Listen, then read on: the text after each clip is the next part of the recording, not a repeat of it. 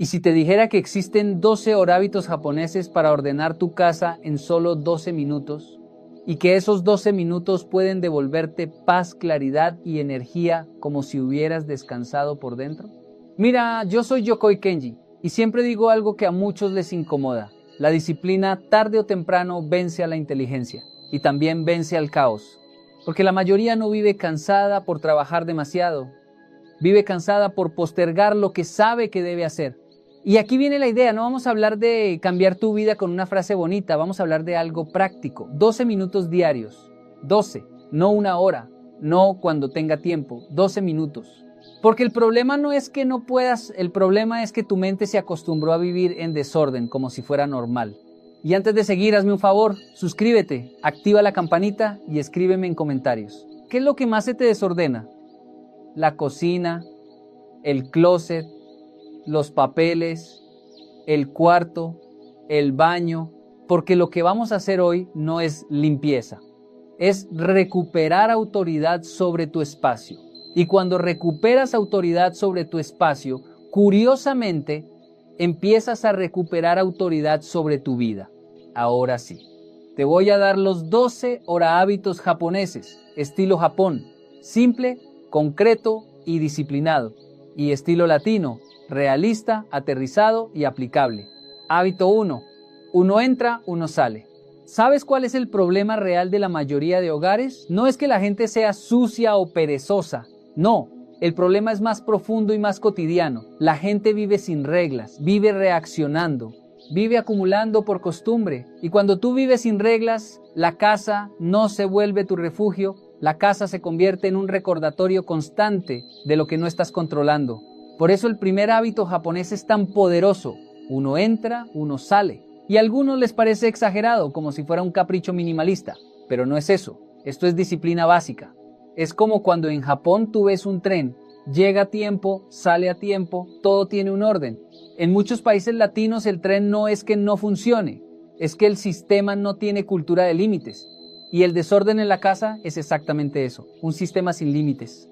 Te lo voy a decir como Yokoi Kenji lo diría, sin azúcar. El desorden no empieza cuando tiras cosas al piso. El desorden empieza cuando te permites tener cosas que no tienen propósito.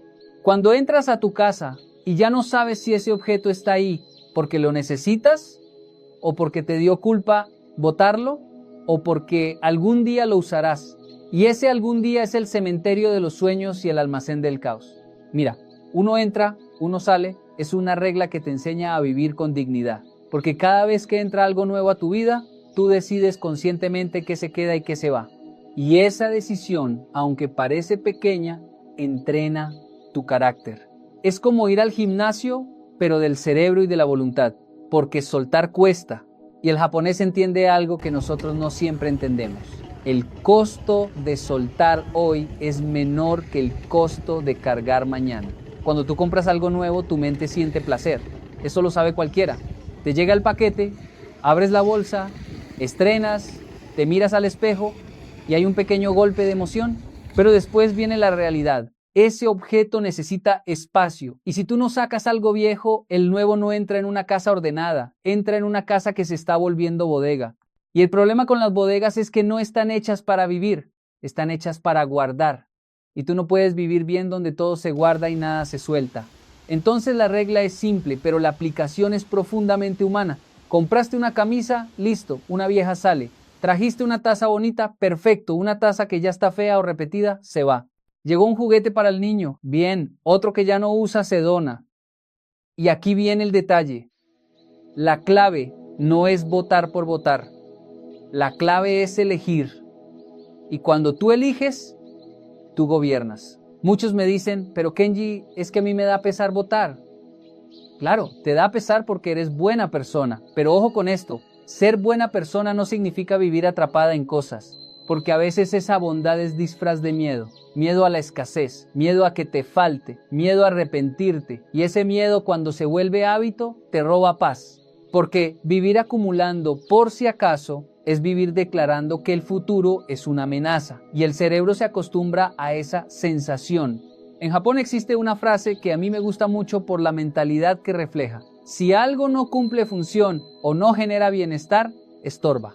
En Latinoamérica muchas veces guardamos cosas aunque estorben porque tienen historia, porque costaron, porque nos las regalaron, porque ¿qué dirán si lo boto? Y ahí es donde tú tienes que entender algo. Tu casa no es un museo de decisiones pasadas. Tu casa es el lugar donde tú respiras hoy. Yo he entrado a casas donde el closet parece un país sin ley. Ropa apretada, perchas dobladas, cosas que ya no sirven. Y la persona me dice, es que algún día lo arreglo. Y yo le respondo, mira, esto no es de organización, esto es de identidad. Tú estás viviendo como alguien que se deja para después. Porque si tú te dejas para después en el closet, también te dejas para después en tu salud, en tu sueño, en tus proyectos, en tu vida.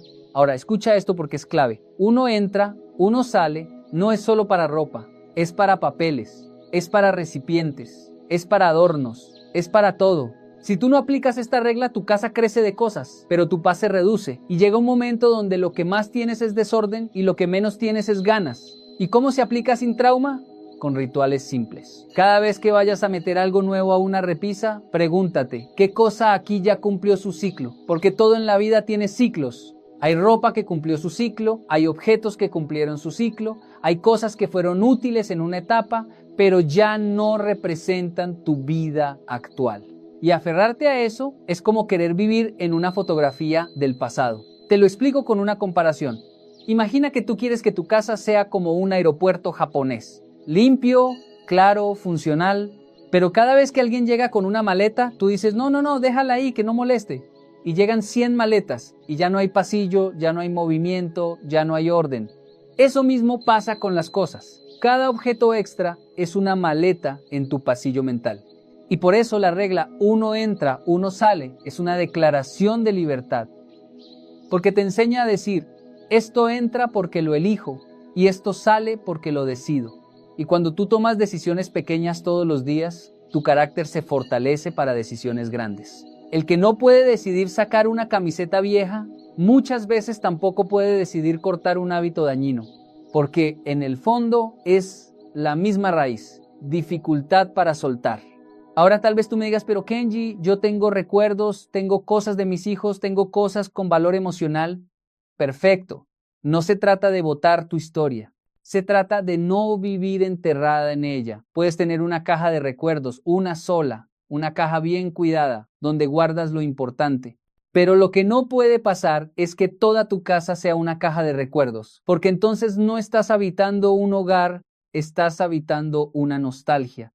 Y aquí hay algo bonito. Cuando tú sacas cosas, se siente raro al principio, como si te faltara algo, porque estás acostumbrada al ruido visual. Pero después de unos días pasa algo impresionante, respiras mejor, tu mente descansa, te levantas y no sientes que la casa te está mirando con reclamos. Porque el desorden reclama, aunque sea silencioso, reclama en forma de culpa, de estrés, de tengo que, de qué pereza. Entonces, este hábito se vuelve un acto espiritual, aunque suene raro, porque es un acto de orden interno. Tú estás diciendo, yo no vivo para acumular, yo vivo para tener una vida funcional, digna, tranquila. Y esa decisión cambia todo. Y mira, te voy a dejar un desafío práctico, pero dicho en forma de historia, no como lista. Hoy mismo, cuando termine este audio, ve a tu closet, abre una gaveta, solo una, y pregúntate, ¿qué cosa aquí ya no me representa? Tal vez sea una prenda que no usas hace 2 años. Tal vez sea algo que guardas por culpa. Tómalo en la mano, míralo bien y decide. Si entra algo nuevo, esto sale. Y lo sacas, no mañana, hoy, porque la disciplina no se negocia con el calendario. Hábito 2. Limpiar mientras cocinas. Este hábito es una maravilla porque te revela una verdad simple. La mayoría de las personas no tiene un problema de limpieza, tiene un problema de mentalidad. Y la cocina lo muestra como un espejo. Hay gente que cocina como vive, con emoción, con improvisación, con pasión, pero también con caos. Corta, pica, fríe, mezcla, deja platos por todo lado y al final se sienta a comer con la satisfacción de, listo, ya salió la comida. Y ahí aparece el monstruo, el lavaplatos lleno, la estufa manchada, la mesa pegajosa. Y entonces viene la frase latina clásica, después lo hago.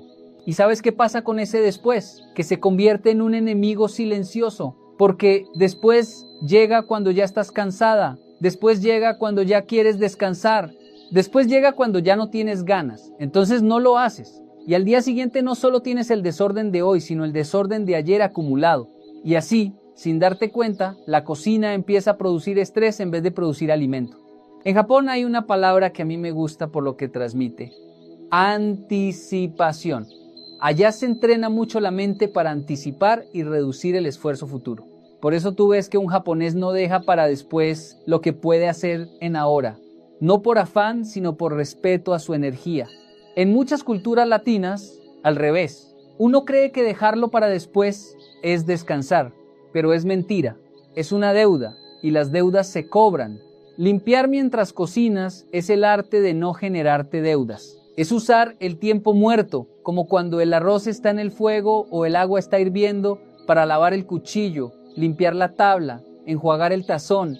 Y esto parece mínimo, pero cambia el clima de la casa, porque la cocina es el corazón del hogar. Si el corazón está en caos, todo se siente pesado. Te voy a poner un ejemplo real. Imagínate que tú estás preparando el almuerzo. Estás cortando verduras. La tabla queda sucia. El cuchillo también. Pones la olla. Mientras se cocina, tú te quedas mirando el celular.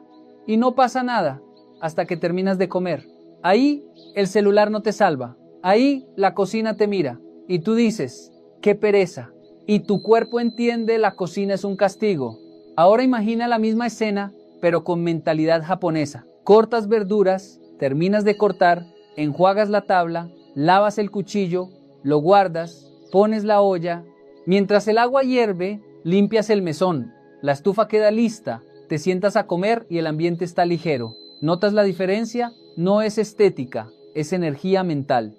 Porque cuando terminas de comer lo que quieres es reposar, hablar con tu familia, tomar un café, respirar. Y si tu cocina está hecha un desastre, tu mente no descansa. Porque la mente ve el caos y dice, hay trabajo pendiente. Y tú puedes hacértela fuerte, pero el cuerpo lo siente. Ese pendiente te sube el estrés, te baja la paciencia, te pone irritable, te roba alegría. Y aquí Yokoi Kenji te diría algo muy directo. No es que no tengas tiempo, es que estás gastando tu tiempo mal. Porque el tiempo no se encuentra, se administra. Y limpiar mientras cocinas es administración inteligente. Además, este hábito tiene un elemento de identidad muy poderoso. Tú te estás diciendo, yo soy una persona que termina lo que empieza. Porque cuando tú cocinas y dejas todo tirado, es como si tú dijeras, lo importante es solo el resultado, no el proceso.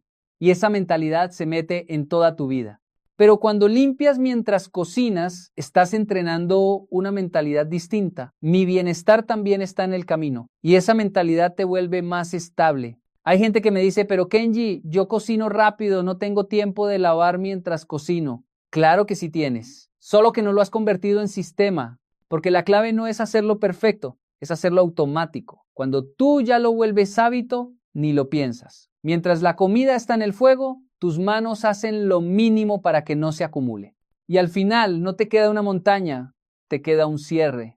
Y aquí hay una verdad psicológica que a mí me parece brutal. La acumulación de platos sucios es como la acumulación de problemas no resueltos. No explota el primer día, explota el día que ya estás cansada. Explota el día que ya no puedes más. Y ahí dices, me siento agobiada por todo.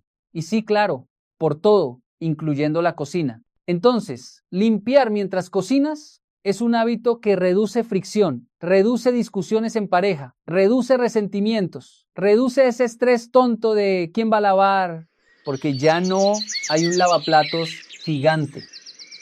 Hay un lavaplatos pequeño, manejable, digno, y si vives sola, esto es aún más importante, porque cuando vives sola, nadie viene a rescatarte. Y muchas veces el desorden te pega más duro porque no tienes a quién culpar. Entonces te culpas a ti y la culpa se vuelve pesada. Pero cuando tú mantienes el orden con microacciones, te demuestras respeto, te demuestras capacidad y eso levanta la autoestima. ¿Y sabes cuál es la excusa más común? Es que yo limpio después en la noche. Ajá, ¿y qué pasa? Que llega la noche y estás sin energía, entonces no lo haces. Y si lo haces brava, agotada, sintiendo que la vida es una cadena de obligaciones. No, la vida no puede ser una cadena. La vida tiene que ser un sistema que te sostenga. Por eso en Japón se cuida mucho el concepto de hacer liviana la vida. No liviana de irresponsable, liviana de orden. Y limpiar mientras cocinas es exactamente eso, hacer liviano el final del día. Entonces hoy cuando cocines, hazlo distinto. No te estoy diciendo que te vuelvas una máquina, te estoy diciendo que hagas un pacto contigo. Cada vez que esperes que algo se cocine, tú haces una microacción. Lavas lo que usaste, limpias el mesón, organizas lo básico. Y al final, cuando sirvas, te prometo algo, tu casa se siente diferente. Y lo más impresionante, tú te sientes diferente. Hábito 3. Cada cosa tiene un hogar. Este hábito parece simple, casi obvio, pero es uno de los más poderosos porque toca directamente tu relación con el control, con la ansiedad y con tu identidad. Déjame decirte algo con claridad. La mayoría de las personas no pierde cosas, pierde claridad, pierde foco, pierde estructura. Y cuando eso pasa, la casa se convierte en un campo de búsqueda constante. Llaves que no aparecen, documentos que seguro estaban aquí, gafas que misteriosamente se evaporaron. Y cada vez que eso pasa, tu cerebro recibe una señal muy clara. No estás al mando. En Japón existe una obsesión saludable por el lugar correcto. No es rigidez, es respeto. Respeto por el tiempo, por la energía y por la mente. Allá, cuando algo no tiene hogar, no es que esté mal puesto, es que está fuera de sistema. Y vivir fuera de sistema agota. Ahora, piensa en tu casa. ¿Cuántas veces al día buscas algo? No porque no lo tengas, sino porque no sabes dónde vive. Y cada una de esas búsquedas genera un microestrés pequeño, casi invisible, pero acumulativo. Es como una gota constante sobre la mente. Una gota no duele. 1000 gotas te desgastan. Cuando una cosa no tiene hogar fijo, tu cerebro se mantiene en alerta, porque la mente ama la previsibilidad, ama saber qué viene, dónde está, qué sigue. Por eso los niños piden rutinas. Por eso el caos cansa. Y por eso este hábito es tan transformador. Asignarle un hogar a cada cosa es una forma de decirle a tu cerebro, tranquilo, esto está bajo control. Las llaves no se dejan, las llaves viven en un gancho, el celular no se pone por ahí, el celular habita un punto de carga. Los documentos importantes no andan dando vueltas, tienen carpeta, tienen lugar, tienen nombre. Y cuando todo tiene hogar, tú dejas de gastar energía en recordar, porque recordar cansa, decidir cansa, buscar cansa. Y la vida moderna ya te cansa suficiente como para que tu casa también lo haga. Te voy a decir algo muy directo. Una casa donde nada tiene hogar es una casa donde la persona vive improvisando su vida. Y la improvisación constante no es libertad, es desgaste. Porque improvisar todo el tiempo significa que nunca descansas mentalmente. Ahora, ojo con esto. Tener un hogar para cada cosa no es rigidez, es estructura flexible. No se trata de que no puedas mover nada. Se trata de que cuando terminas de usar algo, sabes exactamente dónde vuelve. Eso libera una cantidad absurda de energía mental. Yo he visto personas que viven agotadas sin razón aparente. Duermen, comen, descansan, pero siguen cansadas. Y cuando uno mira su entorno, todo está fuera de lugar. No porque sean desordenadas de carácter, sino porque nunca crearon sistemas. Y vivir sin sistemas es vivir dependiendo de la fuerza de voluntad. Y la fuerza de voluntad se agota. El japonés no confía en la fuerza de voluntad, confía en el sistema. Por eso el tren llega a tiempo aunque el conductor esté cansado. Por eso el hogar funciona aunque la persona tenga un mal día. Cuando tú asignas un hogar a cada cosa, estás construyendo un sistema que te sostiene incluso cuando tú no estás al 100. Y aquí viene algo profundo. Cuando tu entorno es predecible, tu mente se calma, porque ya hay suficiente incertidumbre afuera. Noticias, problemas, cambios, responsabilidades. Tu casa no debería ser otro frente de batalla. Tu casa debería ser el lugar donde tu mente baja la guardia. Pero hay algo más, mucho más profundo. Cuando tú no sabes dónde están tus cosas, muchas veces tampoco sabes dónde estás tú, porque el desorden externo refleja desorden interno. No siempre, pero muchas veces, especialmente cuando el caos se vuelve crónico. Asignar hogar a las cosas es una forma de reconstruir identidad. Es decirte, yo soy una persona que se organiza, yo soy una persona que se cuida. Yo soy una persona que no vive corriendo. Y eso cambia la forma en que te hablas, la forma en que te tratas y la forma en que enfrentas la vida. Ahora, no empieces grande. El error latino es querer arreglar todo el mismo día. No. Japón enseña progreso constante, no explosiones de esfuerzo. Empieza por algo simbólico: llaves, cartera, celular. 3 cosas que usas todos los días. Dales hogar, respétalo. Y en una semana notarás algo increíble. Tu día empieza distinto, porque no empiezas buscando, empiezas avanzando. Y eso, créeme, se siente. Hábito 4. 3 minutos de orden antes de dormir. Este hábito es pequeño en tiempo, pero gigante en impacto, porque lo que haces antes de dormir define cómo descansas, cómo sueñas y cómo despiertas.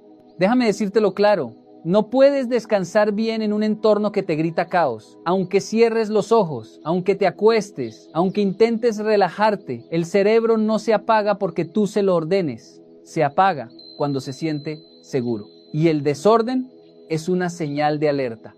En Japón entienden algo que en Occidente olvidamos. El día necesita cierre. No puedes vivir en un continuará eterno. El cerebro necesita saber cuándo termina. Y los rituales son esa señal.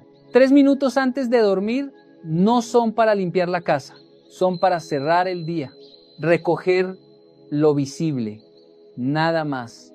Zapatos fuera de lugar, un abrigo en el sofá, un plato olvidado, un objeto que quedó donde no vive. No es perfección, es intención. Y aquí hay algo neurológico muy fuerte. El cerebro registra lo último que ve antes de dormir como una referencia emocional. Si ve caos, entra en descanso con ruido interno. Si ve orden, entra en descanso con calma.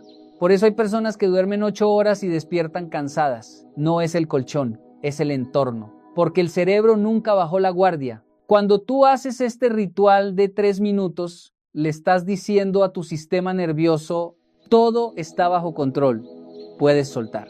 Y eso es oro. Ahora, escucha esto con atención.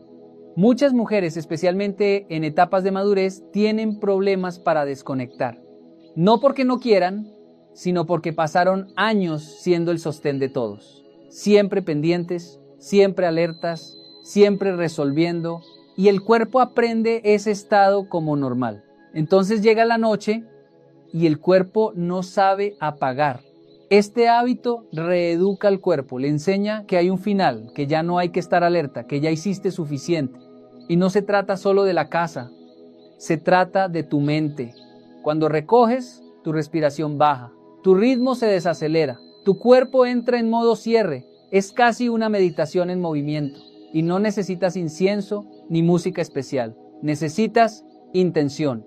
Además, hay algo simbólico hermoso: no te vas a dormir dejando pendientes visibles, porque esos pendientes se meten en tus sueños, en tu descanso, en tu energía del día siguiente.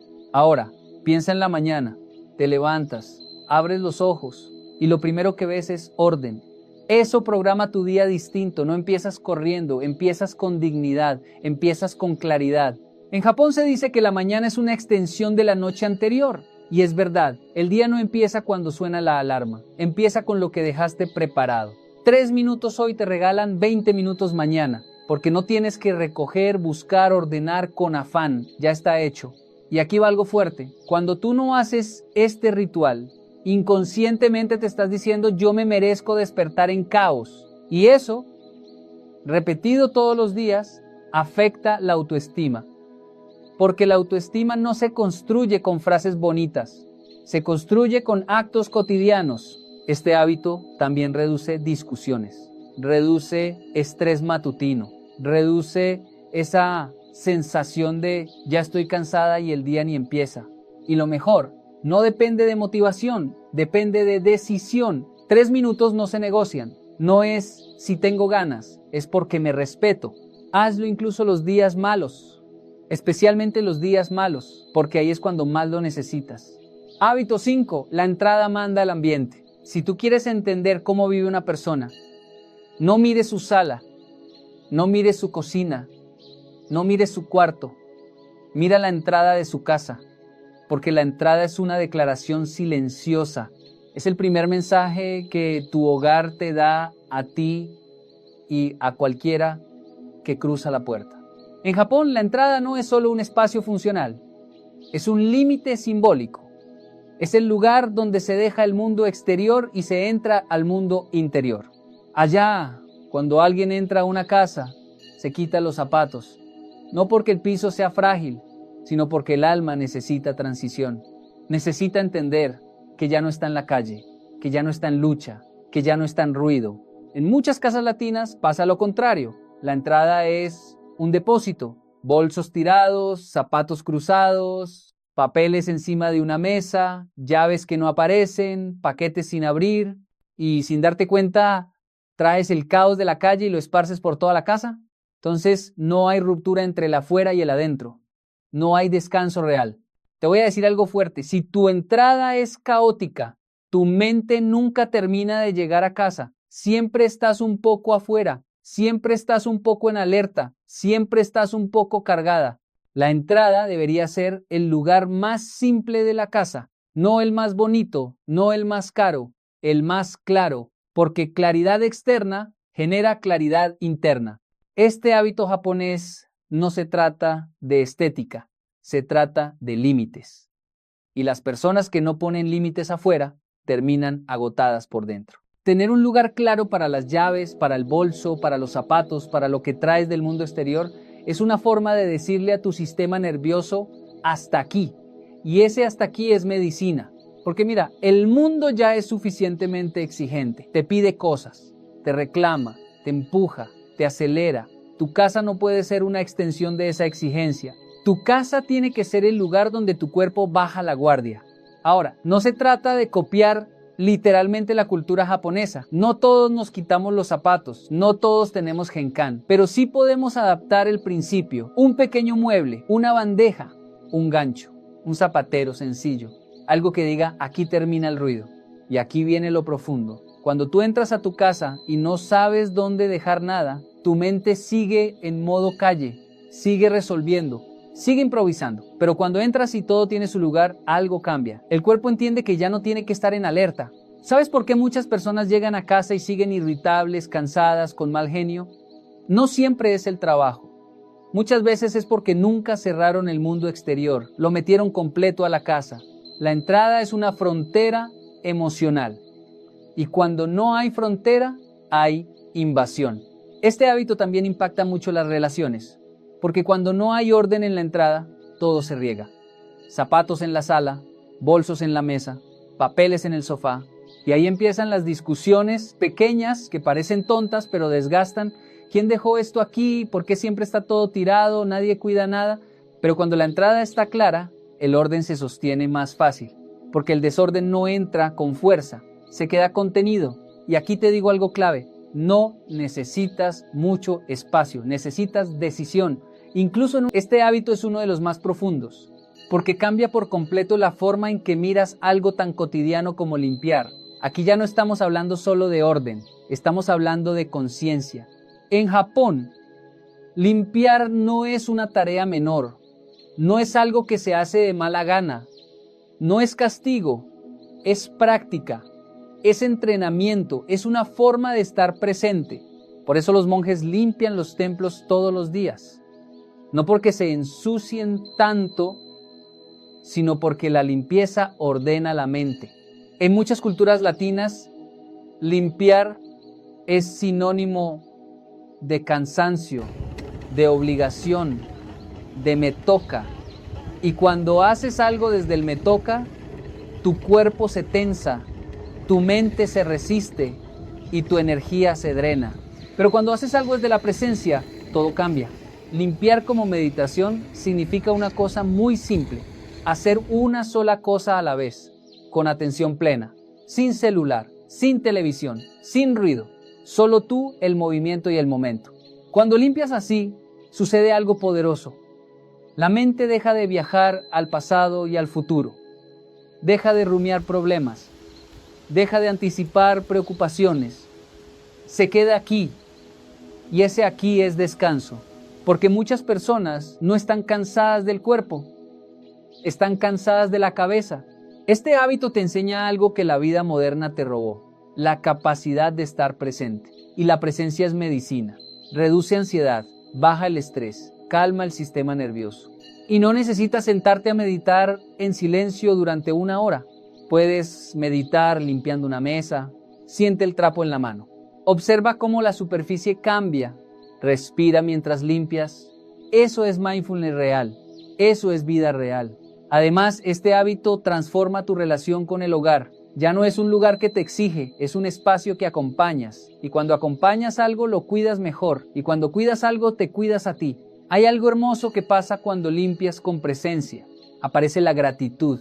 Gratitud por tener una casa, por tener manos que pueden moverse, por tener un espacio propio. Y la gratitud es uno de los estados mentales más poderosos que existen. La gratitud no niega los problemas.